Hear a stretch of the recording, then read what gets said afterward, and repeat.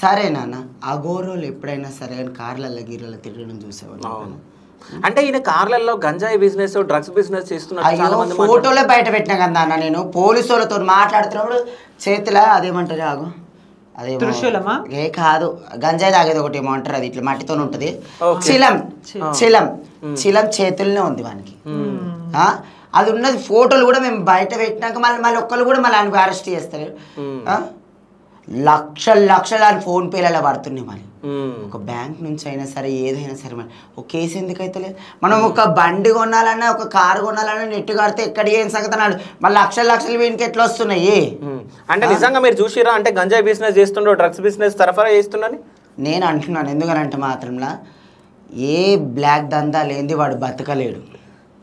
ఎందుకనంటే ఇవాళ ఒక ఇంట్లో ఒక 6గురు ఉన్నారు అనుకో, 6గురు కష్టం చేస్తేనే ఇల్లు సంసారం వెళుతుంది.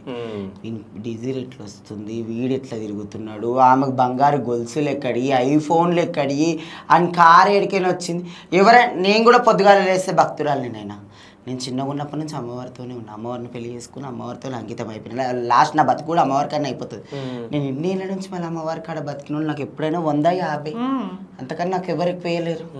అది కూడా వాళ్ళకి బొట్టు పెట్టి వాళ్ళకి దీవెన అర్తిస్తే నాకు ఇస్తారు.